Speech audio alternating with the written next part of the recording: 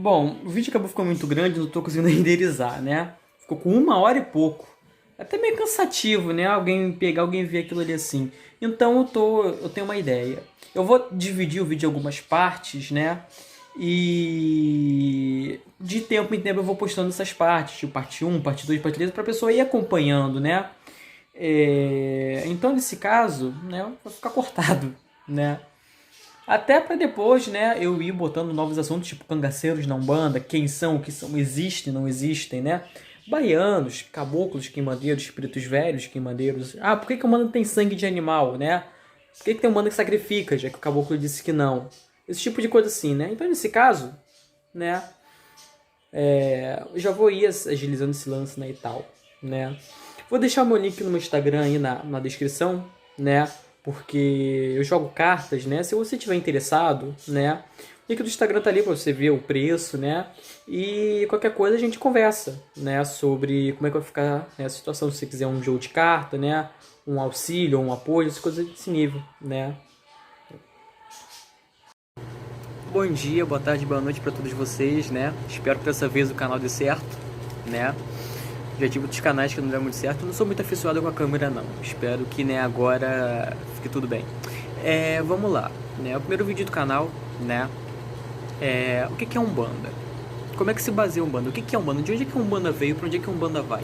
O que ela é? Bom, basicamente, né, a gente tem que entender que a Umbanda ela é uma religião que foi anunciada aqui no Brasil. Anunciada. Sendo assim, ela é uma religião brasileira, né? Mas nós temos, né, entendimentos de que ela é bem mais antiga do que realmente, né, ela é. A gente tem o seu início, né, em 1908, né? 15 de novembro de 1908. Foi o anunciamento através de Zélio de Moraes, né, pela manifestação de um espírito chamado Caboclo das Sete Cruzilhadas. O que acontece?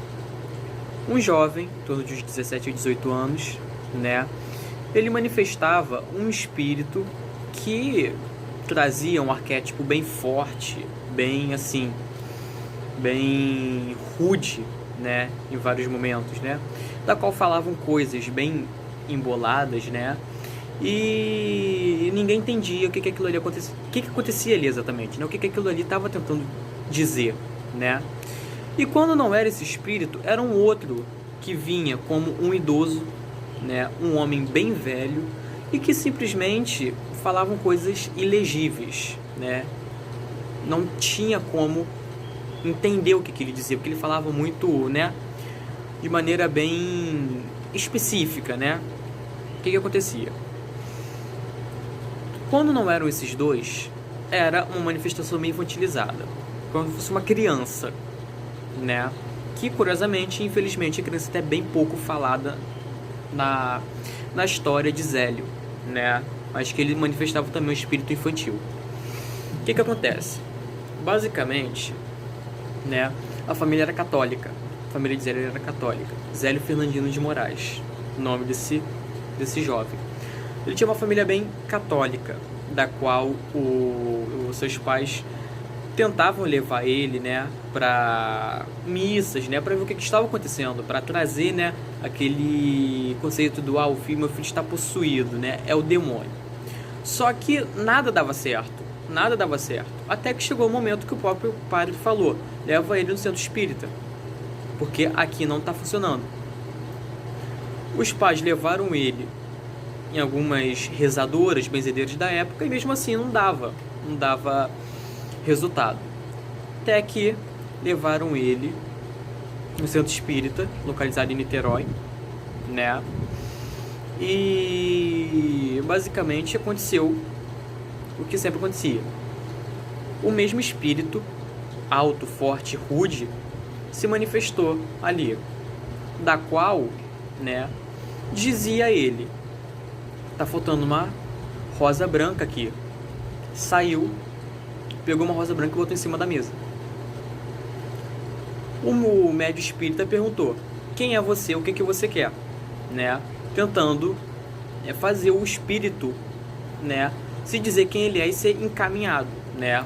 Utilizando o conceito de que ele era um espírito obsessor, né? O espírito se, basicamente, definiu, né, como caboclo, né? Ele sendo um nativo brasileiro, né? Só que o médium, que ele tinha o dom da vidência, tinha o dom da visão, né? Ele viu que aquilo ali, né, tava com uma roupa de um padre, uma roupa meio que rasgada, uma roupa meio, né, mais amassada que a minha, né? Da qual o homem insistiu para o caboclo falar a verdade.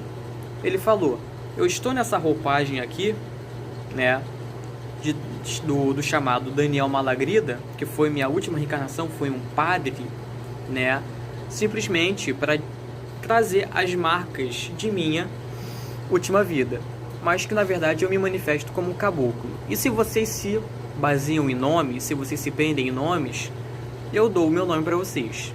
Sendo assim, eu sou o caboclo das 7 encruzilhadas, onde não existe caminho fechado para mim. Compreendendo isso, ele continuou: você me julga pela minha roupa, você me julga pela cor da minha pele, você me julga pela maneira que eu sou. E se isso acontece, está sendo criada uma nova manifestação religiosa, da qual agregará espíritos que tenha as verdadeiras condições para trazer seus recados. Espíritos que tragam, né, seus recados, espíritos tragam seus, né, suas visões, suas ajudas, né? Não vai ser uma religião que vai fechar as portas para nenhum espírito, mas sim vai trazer ajuda, que nem vocês estão fazendo comigo. O homem descrente falou: então veremos essa religião.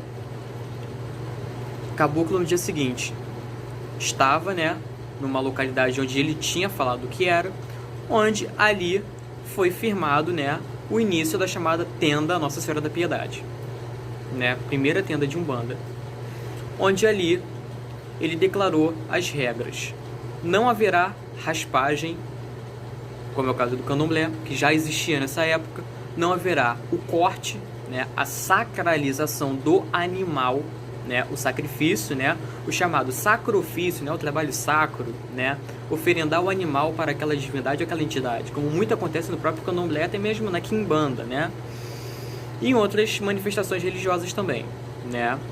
Então não haverá o sangue vermelho, mas sim haverá o sangue vegetal. Sendo assim, a gente entende, existe os 3 reinos: mineral, vegetal e animal, da qual a gente encontra o sangue animal, como sangue vermelho, né, e por aí vai. Temos também o sangue vegetal, como é o caso do mel, que é entendido que o mel sai das flores, né, então está agregado ao sangue vegetal. Temos o dendê, a seiva, né, e por aí vai. Sangue mineral, a gente tem o próprio magma, né, como é um exemplo disso. Temos o magma, nós temos a terra, né, temos pedras que, partindo ela no meio, sai um líquido branco, né.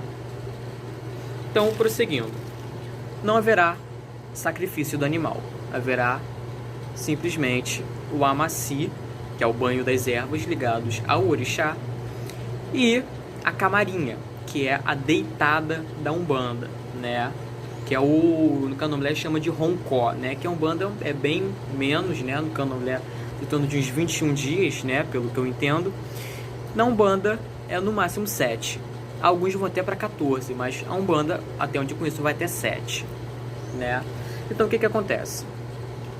Ali houve a manifestação do caboclo naquele, literalmente um terreiro, era um lugar de terra batida, não era um barracão, não era uma tenda, não era um ilê, era uma área de terra, né? Por isso o nome terreiro, né? Sendo assim, né, o que aconteceu? O caboclo se manifestou e disse que naquele momento ali estava sendo formada a nova religião, sem nome, sem nada, mas a religião que iria congregar espíritos,